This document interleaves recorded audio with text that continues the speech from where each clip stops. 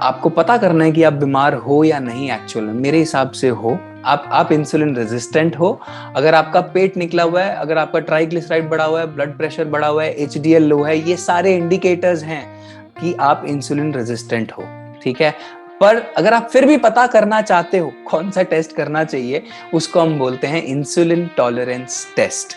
Fasting glucose आपको कुछ भी नहीं बताएगा, क्योंकि अगर सपोज मान लो आपकी बॉडी इंसुलिन रेजिस्टेंट है, इंसुलिन रेजिस्टेंट का मतलब हाइपर इंसुलिनेमिक है, और आपकी बॉडी थोड़े से फूड के लिए, इतने से कार्ब्स के लिए इतना बकेट ऑफ इंसुलिन बना रही है, वेयर एज इंसुलिन का जो रिस्पॉन्स है थोड़े से कार्ब्स के लिए थोड़ा सा होना चाहिए, and that is an insulin sensitive body. अब मैं आपको वो 4 पैटर्न दिखा रहा हूं, आपको समझ में आ जाएगा जब आप अपनी टेस्ट रिपोर्ट को देखोगे कि जज कैसे करना है कि मेरा इंसुलिन कितना है। ठीक है, सो क्विकली मैं अपनी स्क्रीन शेयर कर देता हूं आप लोगों के साथ। और by the way, man is evolving, yes it is evolving. अगर आप देखोगे ये जो तीसरे नंबर का बंदा है और ये पहले नंबर का बंदा, इनके जीन्स अलग नहीं है, बट इनके हार्मोन्स अलग होने की वजह से, वो पर्टिकुलरली इंसुलिन की वजह से, वो मैंने आपको सारी वीडियोस में समझाया है, ये कितना देखो अलग दिखता है ना। So man is evolving guys, man is now hormonally modified, you all are hormonally modified homo sapiens now. Okay, so balance of hormones, ये भी एक छोटी सी स्लाइड थी, ये भी आप समझ लो। ये मैंने आपको इनफैक्ट एक अब अलग से वीडियो बनाई थी इसके ऊपर कि किस तरह से बॉडी को होमियोस्टेसिस में रखने के लिए एक तरफ हमारी एनाबॉलिक साइड होती है, एक तरफ हमारी कैटाबॉलिक साइड होती है। Anabolic side means that promotes growth, catabolic side mean that promotes breakdowns. Anabolic side पे सेक्स हार्मोन्स जैसे टेस्टोस्टेरोन, एस्ट्रोजन रहता है, इंसुलिन रहता है, ग्रोथ हार्मोन रहता है। अब ये सारे हार्मोन्स वैसे तो इंपैक्ट नहीं होते, पर डाइट से आपका इंसुलिन इंपैक्ट होता है। तो अगर आप इस तराजू में, आपने वीडियो देखी होगी आई एम श्योर, अगर आप इस बैलेंस के अंदर इंसुलिन बढ़ा दोगे, सेक्स हार्मोन को और ग्रोथ हार्मोन को नीचे जाना पड़ेगा। इसी वजह से आपके बच्चों की हाइट नहीं बढ़ती, एज बहुत कम हो गई है। ग्रोथ हार्मोन लंबी उम्र के लिए चाहिए होता है भैया, सुंदर दिखने के लिए चाहिए होता है, चेहरे पे ग्लो के लिए ग्रोथ हार्मोन चाहिए होता है, हाइट बढ़ने के लिए ग्रोथ हार्मोन चाहिए होता है, मसल बढ़ाने के लिए ग्रोथ हार्मोन चाहिए होता है, और तुम इंसुलिन बढ़ा के अपना ग्रोथ हार्मोन नीचे कर रहे हो। सेक्स हार्मोन्स यानी टेस्टोस्टेरोन, मेल्स के अंदर इरेक्टाइल डिसफंक्शन जैसे इश्यूज क्यों होते हैं? इसीलिए होते हैं। एस्ट्रोजन अगर नीचे चला जाएगा तो लेडीज में पीसीओएस, पीसीओडी की हार्मोनल इंबैलेंसेस इसी वजह से होते हैं। अगर कैटाबॉलिक साइड पे इंपैक्ट आएगा, इधर से आप इंसुलिन बढ़ा रहे हो तो थायराइड ऊपर चला जाएगा, स्टेरॉइड ऊपर चला जाएगा। So basically you are a hormonally modified and imbalanced homo sapien. I love this theory. I just love this theory. It makes so much sense. It makes so much sense. You are insulin resistant, ज्यादा insulin बना रहे हो, और ये सारी चीजें आपकी इसीलिए हेवायर्ड है, और ये सारी चीजें बैलेंस हो जाती हैं अगर आप अपना इंसुलिन संभाल लेते हो। सिंपल।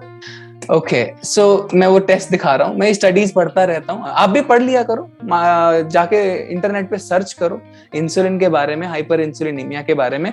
अभी के लिए मेरे पास सिर्फ आपके लिए 5 स्लाइड हैं, वो बड़े ध्यान से देखना, आपको अच्छे से समझ में आ जाएगा कि किस तरह का टेस्ट आपको करवाना चाहिए अपनी मेटाबॉलिक हेल्थ जज करने के लिए। ये इन अदर वर्ड्स, ये जज करने के लिए कि आप एक्चुअली बीमार हो या नहीं हो। ठीक है, तो इसको बोलते हैं इंसुलिन टॉलरेंस टेस्ट, इसको क्राफ्ट टेस्ट भी बोलते हैं, KRAFT। होता कैसे है, आप खाली पेट जाओगे, वो आपको शुगर वाटर देंगे और आपके इंसुलिन का रिस्पॉन्स अगले 5 घंटे के लिए चेक करेंगे। तो अगर आप नॉर्मल पैटर्न देखना चाहते हो तो ये पैटर्न 1 है। इसमें फास्टिंग का जो इंसुलिन लेवल 8 था, नॉर्मल 6 से 7 का होता है, 6 7 8 इज अ नॉर्मल लेवल। ठीक है, तो ये नॉर्मल बंदे का है। इंसुलिन जो पीक करता है ना, वो आधे घंटे के बाद करता है, 5 घंटे तक चलता है। It's a very gruesome test. Okay, so half an hour के बाद 59 हो गया, 1 घंटे के बाद 61 हो गया, 2 घंटे के बाद 30 हो गया, फिर 13 हो गया, फिर 7 हो गया, और फिर 6 5 घंटे के बाद। ये नॉर्मल इंसुलिन रिस्पॉन्स है। पता कैसे करोगे कि आप नॉर्मल रेंज में लाई करते हो? दूसरे और तीसरे घंटे का जोड़ कर दो, और अगर वो 60 से नीचे आता है तो विच मीन्स आप नॉर्मल, आपका जो इंसुलिन है वो नॉर्मल है, आप एक इंसुलिन सेंसिटिव पर्सन हो। उसके बाद भी कोई बीमारी आ रही है तब आपको और कोई दिक्कत हो सकती है। बट क्रोनिक डिजीज, ओबेसिटी, दोबारा रिपीट करता हूं, obesity, blood pressure, hypertension, Alzheimer's, cancer, rheumatoid arthritis, coronary artery disease, heart की disease, diabetes, you name it guys. Chronic disease जितनी भी हो रही हैं, insulin is directly related to that, directly. Specially वो हार्मोन इम्बैलेंस वाली जो मैंने बात बताई, इट इज वेरी लॉजिकल। आपका जो इंसुलिन बहुत ज्यादा बढ़ने के कारण your other hormones are haywired, completely haywired. So दूसरा रिस्पॉन्स देखो, अब ये हाइपर इंसुलिनेमिक बंदे का रिस्पॉन्स है, उसका फास्टिंग इंसुलिन 13 है, थोड़ा सा बढ़ा हुआ, आधे घंटे में 93, फर्स्ट आवर में 116, सेकेंड और थर्ड आवर में 80, 46, फिर 20 और फिर 11। दूसरे और तीसरे घंटे का जोड़ 126 है, जो 60 से काफी ज्यादा है।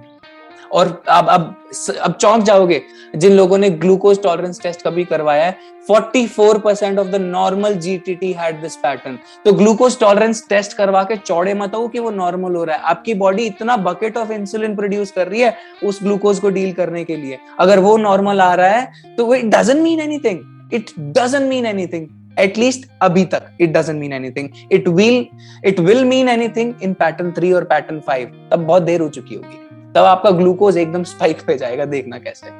And 27% of impaired GTT had this pattern, 8% of diabetic patients had this pattern, ठीक है।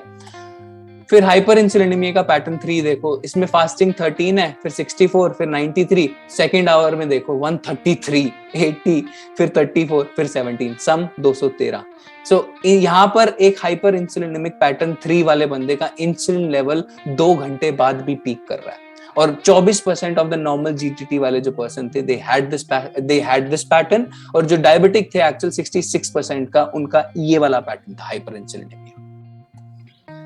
हाइपर इंसुलिनेमिया पैटर्न 4, अब इनका फास्टिंग भी ऊपर है, इन लोगों का फास्टिंग ग्लूकोज भी फास्टिंग इंसुलिन भी ऊपर है, एंड ये इनका फास्टिंग इंसुलिन है 57, 147, 165, peaked at 185, peaked at 2 hours which is 185, और फिर 3 घंटे में 135, 75 और 47। इन बंदों का फास्टिंग इंसुलिन भी नॉर्मल नहीं है, राइट।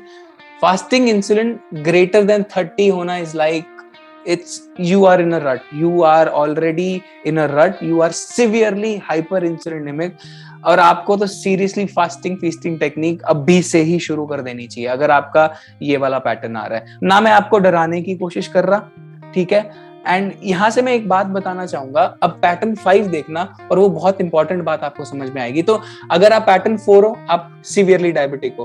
पैटर्न 3 के डायबिटिक ज्यादा होते हैं, 66% को ये रहता है। पैटर्न 2 वाले 8% रहते हैं, और पैटर्न 4 वाले 16%। पैटर्न 5 है 8%, पर इनका फास्टिंग इंसुलिन कम है, 5 है, मतलब पैनक्रियाज फूक चुका है। इस टाइम पर पैनक्रियाज इंसुलिन बना ही नहीं रहा, और देखो सम सेकंड और थर्ड आवर का सिर्फ 25 है, एंड इस टाइम पर डॉक्टर को रेकमेंड करना चाहिए इंसुलिन शॉट्स। पर लोग जो डॉक्टर्स हैं वो पैटर्न 4, 3, 2 देखे बिना ही इंसुलिन शॉट रेकमेंड कर देते हैं, which is adding fuel to the fire. अगर पहली बात तो इंसुलिन शॉट अगर आप यहां पर ले रहे हो जबकि इंसुलिन बहुत ज्यादा बन रहा है चौथे पैटर्न के अंदर, it is adding fuel to the fire, आप और बीमार पड़ोगे। पैटर्न 5 के अंदर पता चलता है, अगर आप पैटर्न 5 हो, इस टाइम पर पैनक्रियाज फूक चुका है, इंसुलिन बना ही नहीं रहा है, and you are in a deeper rut.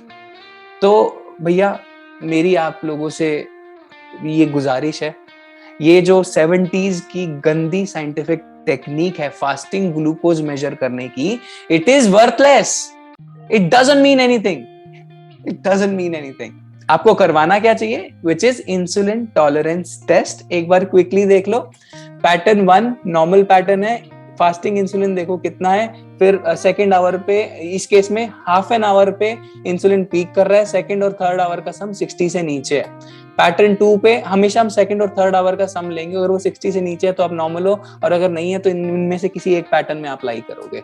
तो ये वीडियो आप दोबारा से रिवाइज करके देख लेना आगे पीछे करके, and you are hyperinsulinemic, you are insulin resistant.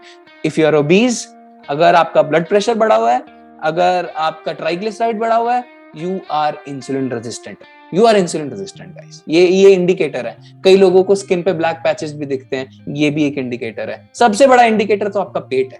अगर आपकी तोंद निकली हुई है, आई एम सॉरी, आप इंसुलिन रेजिस्टेंट हो। और अगर आपको फिर भी विश्वास नहीं होता कि आप बीमार नहीं हो, जाओ इंसुलिन टॉलरेंस टेस्ट करवाओ और पता चल जाएगा कि आप बीमार हो या नहीं। Okay, so thank you so much. चलते हैं, बस मेरे को और कोई बकवास नहीं करनी, ये बहुत इंपॉर्टेंट बकवास थी। Insulin tolerance test, fasting glucose doesn't mean anything, it doesn't mean anything. Okay, take care, bye.